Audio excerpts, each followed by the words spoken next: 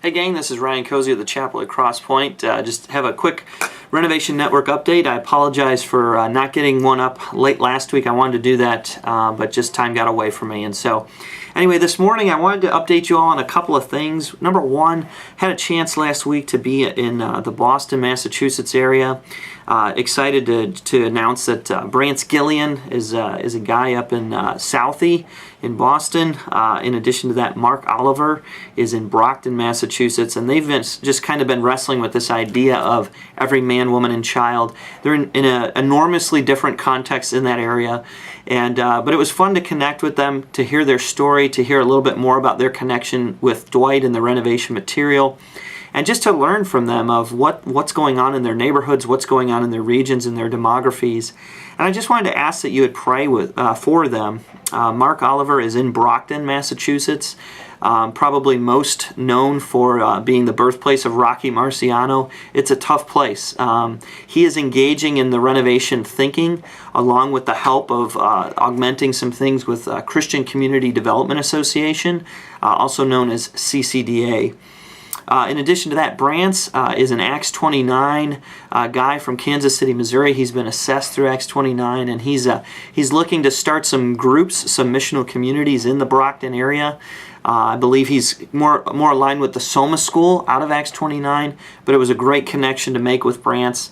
And just see him getting into adjusted to being relocated in Boston as he's just been kind of navigating the new geography that he finds himself situated in. So be praying for Boston. In addition to that, Jerry Gillis from the Chapel and Todd Milby from Summit in Florida, they're actually going to be heading up to Boston, I believe this week or next week, and just connecting with some other relationships that are going on there. So apparently there are some things developing in Boston through some relationships that we have, but also through some relationships that the Christ Together folks have in that context as well. Secondly, just want to let you know, ask that you be praying for the chapel at Cross Point this weekend and next weekend. We're actually launching into year 2 of the Spiritual Formation and Missional Behavior Survey. We're very excited about that. Logistically, we're working through some things, but we're excited just to see what the data for year 2 will present for us.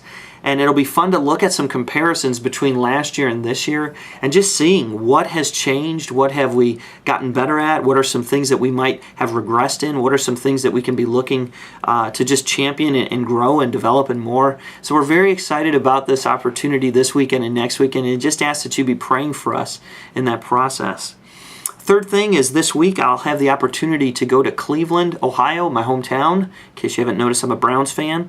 And we'll be actually doing some work with the Christian and Missionary Alliance through a connection that I have there. They've asked me to come in and speak to a handful of churches in their context and to talk about, one, the launch of new renovation communities, but also to talk about the Spiritual and Missional Behavior Survey.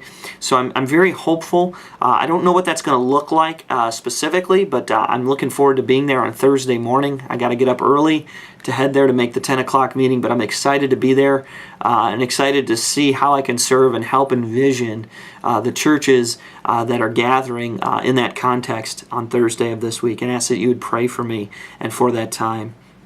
The last two things, I just want to ask that you would pray for the Vine Wesleyan Church here in Buffalo. They've recently submitted their Spiritual and Missional Behavior Survey.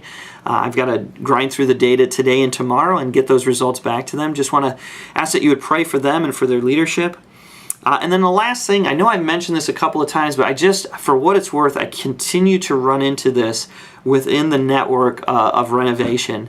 I just want to let you know, if you have any desire to connect with some evangelism training that is situated around your circle initiative, please get in touch with Jim Murphy from Missio Church in Syracuse.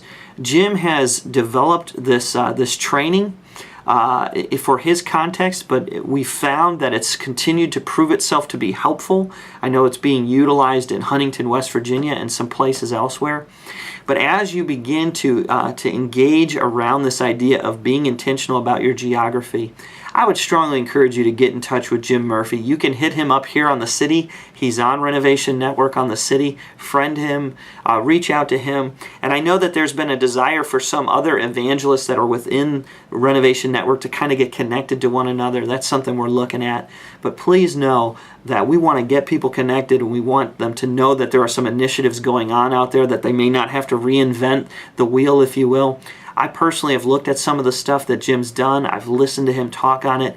I think it's solid, and I think that you all would be blessed by engaging Jim and just learning more about his heart for engaging his neighbor in the context that they find themselves in Syracuse.